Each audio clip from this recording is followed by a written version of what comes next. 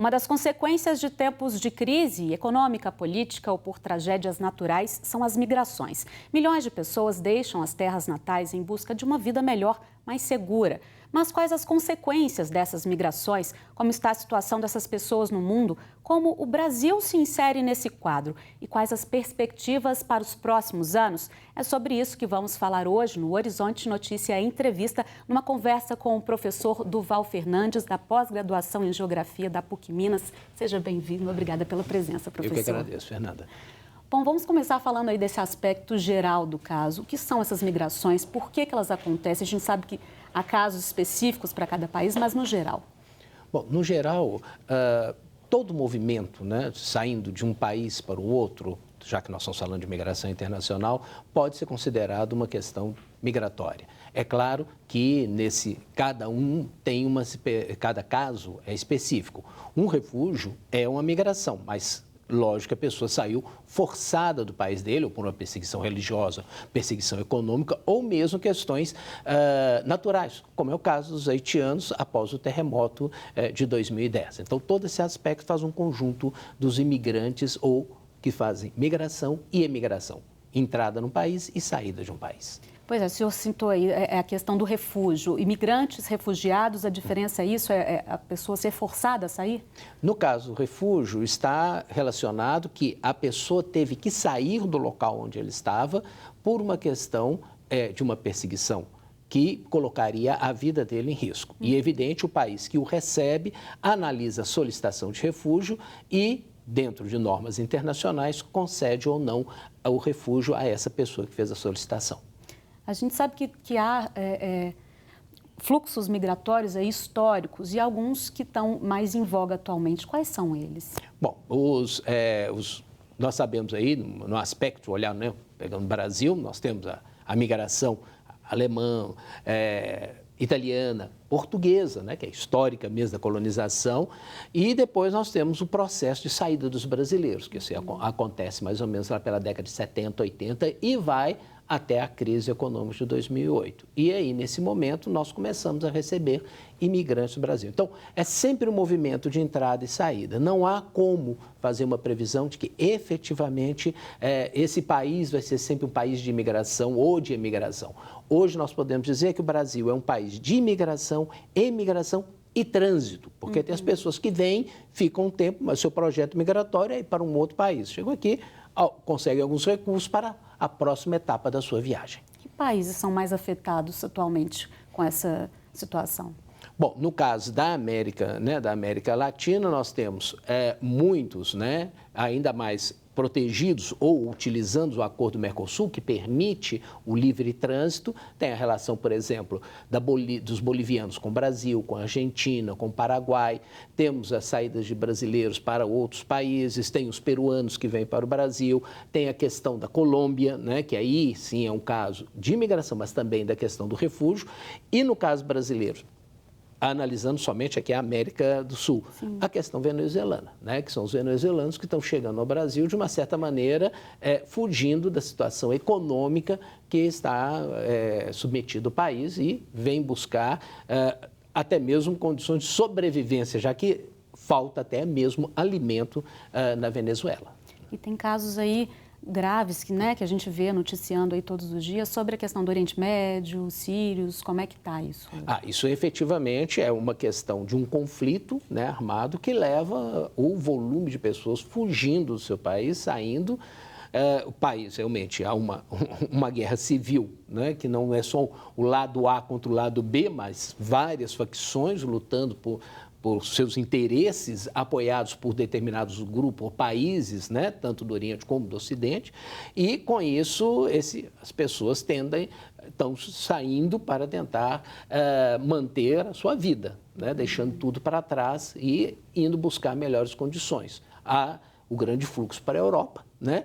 E agora nós temos aí com esse decreto, né, que é a ordem executiva, que é um decreto presidencial, fazendo um paralelo com o que temos aqui no Brasil, onde mostra uma intransigência da parte do governo americano com relação aos refugiados. É interessante que ali menciona explicitamente os sírios, sim, né?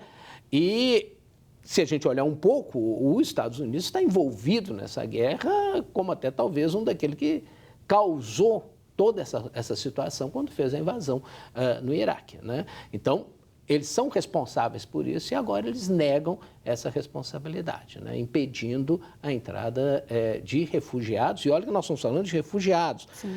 Não é nenhuma situação como na Europa, as pessoas vão saindo, né? E ali você pode ter refugiados ou não. Mas essas pessoas já passaram por toda uma análise do seu pedido pelas Nações Unidas, né? Pelo Alto Comissariado dos Refugiados e foram consideradas como pessoas aptas a receber o refúgio nos Estados Unidos. Então, não é um processo, como a gente diria, não, ele está fazendo um muro, entre aspas, né, aí imaginário, né, porque não tem uma fronteira terrestre com esses países, mas, na realidade, o que está acontecendo é isso. Eles não estão reconhecendo um papel que deveria ter quando, e é um signatário, dos acordos, né, internacionais com relação ao refúgio. Então, realmente, foge da sua responsabilidade. E mais, limita o número de refugiados, né? Obama tinha colocado num decreto 100 mil, ele reduziu para 50 mil. Então, isso é uma política muito restritiva, né? E quando fecha a fronteira para refugiados, nos remete talvez a 1939, o navio St. Louis, né? Que era o navio que sai da Alemanha com os refugiados alemães, judeus, que tentam chegar a Cuba, tentam chegar nos Estados Unidos, são rejeitados nesse país. E tem que retornar à Europa, onde a grande parte 3/4 das pessoas que estavam no navio acabaram nos campos de concentração. Então, acho que nós estamos assistindo mais ou menos a mesma coisa acontecer uma vez mais. Quer dizer, a história não hoje, em vez de estarmos falando de judeus, nós estamos falando de muçulmanos. Mas, na realidade, em 1939, como hoje, nós estamos falando de seres humanos. E Donald Trump aí sendo, inclusive, muito questionado pela questão dos direitos humanos aí, né? Que além dessa questão do muro imaginário, tem o muro físico que ele está querendo fazer também. Sim, esse é um aspecto da construção de um muro, né? Que já tem um pedaço do muro já está construído, né? E quem construiu o muro foi Bill Clinton. E agora ele vai aumentar o muro. Evidente que é muito mais midiático essa proposta que ele está apresentando, né?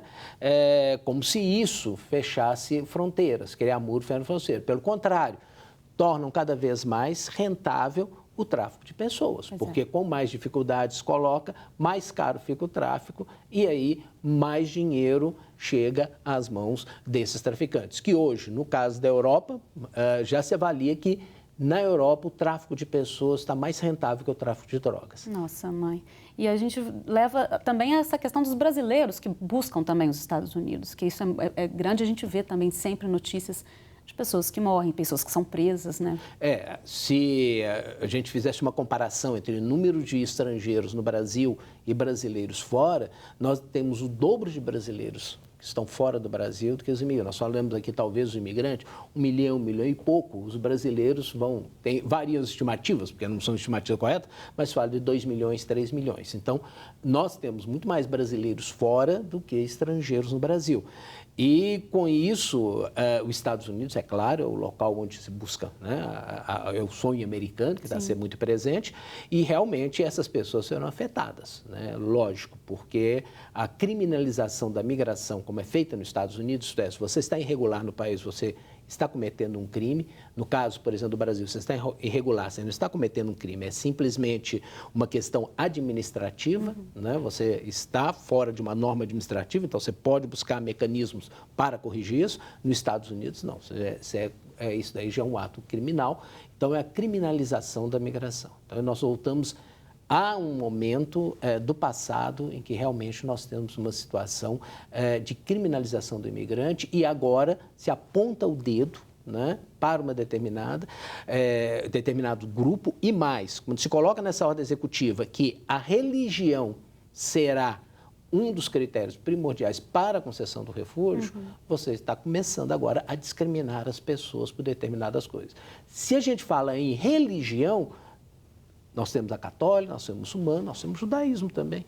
Então, com isso, nós vamos voltar ao que aconteceu, né, em 39 e 40, quer dizer, esse nazismo reciclado, né, ele começa a aparecer em papéis. E o pior, 49% dos americanos apoiam totalmente essa medida tomada pelo governo americano. Então, nós estamos voltando provavelmente a uma situação, né, que achávamos que tínhamos vencido, mas na realidade sempre existiu e sempre vai existir. Por isso a nossa vigilância em termos de democracia e em termos de respeito aos direitos humanos tem que ser constante. Pois é, professor, para a gente encerrar, estamos quase no fim da nossa entrevista, como é que fica a situação daqui para frente? Quais são as perspectivas aí para esse processo de migração? Olha, num processo de crise econômica, né, principalmente se a gente olhar o Brasil, né, nós estamos aí em crescimento negativo, né, que provavelmente vai se repetir esse ano, ou então um crescimento positivo muito baixo, que simplesmente vai ser o fundo do poço. Isso coloca, em termos de brasileiro, uma perspectiva de saída. Nós tivemos há pouco a situação de os brasileiros que estão desaparecidos, né, ali na região do Caribe, né, que tentavam chegar aos Estados Unidos. Então, essa situação para nós brasileiros realmente deve aumentar, porque nós temos todos os fatores para sair. A Europa começa a crescer, né, e certamente os Estados Unidos também vai crescer com essas medidas. Mas a Europa já começa a crescer, mínimo, 1,5%, 2% em algum país, mas de qualquer maneira é uma questão de uma atração. Então, provavelmente, aí, se a gente olhar numa perspectiva até 2020, certamente, no caso do Brasil, nós vamos ter uma inversão. Nós vamos começar a ter um processo de maior saída de brasileiros que entrada de estrangeiros no país. Tá certo. Vamos acompanhando isso. Então, muito obrigada pelos esclarecimentos, pela presença aqui com a gente. Eu que agradeço. O Horizonte Notícia, a entrevista fica por aqui. Se você quiser rever o programa, acesse o nosso site. Até a próxima.